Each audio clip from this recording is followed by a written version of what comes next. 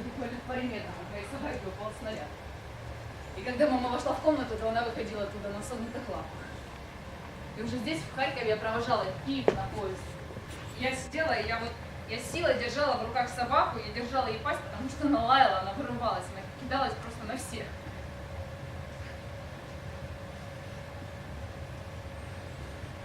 А ведь пройдет пару лет, и война закончится, да?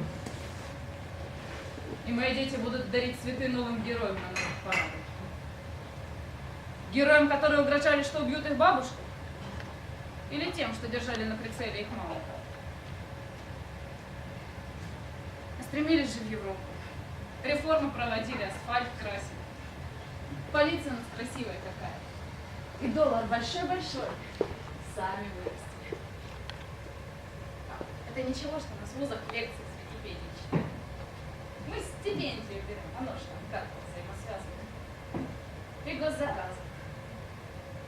Страна не должна тратить деньги на некачественное образование. Справедливость понад усе, кричат политики с предвыборных плакатов. Есть такая штука, можно посмотреть, на что тратятся государственные деньги. Я посмотрела. Ежегодно наша Харьковская государственная академия культуры закупает дипломы и дополнения к ним для своих выпускников. Только забрать ты их можешь, лишь заплатить за них. Еще свеженькая информация. Сегодня вот загуглила. Средняя заработная плата в Украине 6714 гривен. Мне интересно, а многие из вас получают среднюю заработную плату? Моя получается 1500 гривен в месяц. Мне предлагают работать и больше 1000-1500, я же студент. И нельзя пропускать пары, работы, учись, потому что тебе же государство платит, чистыми получаешь стипендии 500 гривен. Классно, правда? Классно. Оторваться нужно.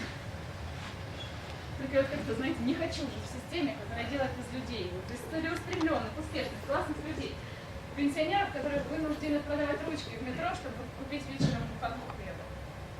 Работать всю жизнь на лекарства, не имея возможности, да, просто не имея никаких возможностей. Где же те поколения, которые танцевали на площадях под дедушку Цоя и хотели перемен? Просто не мешайте нам это делать. Мы это сможем.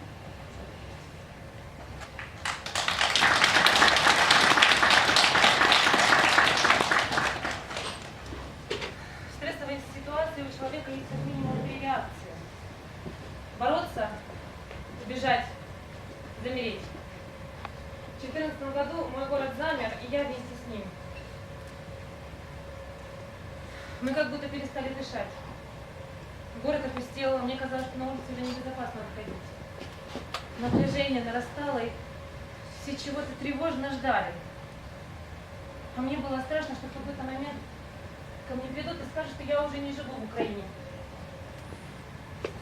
Я живу не в Украине. И даже меня не спросят. А придут и не спросят. От таких мыслей можно сойти с ума. Это невозможно все держать в себе. Будущее смотреть невозможно. Как из такого болота можно планировать свое будущее? Надо искать выход. 29 мая 2014 года мы вышли танцевать на улице города Харькова. Первый раз было особенно страшно. Мы долго обсуждали с нашими ребятами, а стоит ли вообще выходить с таким заявлением. Кому это нужно? Это вообще странно. А некоторые беспокоились, что можно нарваться на тетушек и на других личностей, которые не прочь закалить ситуацию. А мне было страшно, что никто не придет и не поддержит.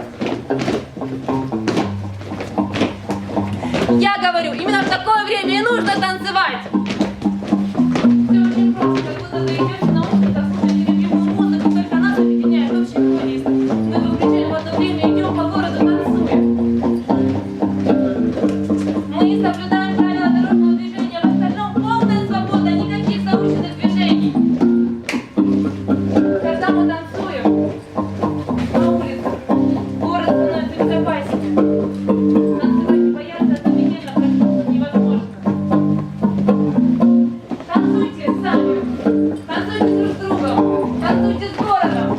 Смотрите людям в глаза. 29 мая 2014 года, в этот же день, под этот же плейлист, точно в это же время, танцевали мои друзья в Москве, чтобы нас поддержать. Нас объединял танец и музыка, несмотря на расстояние. И несмотря на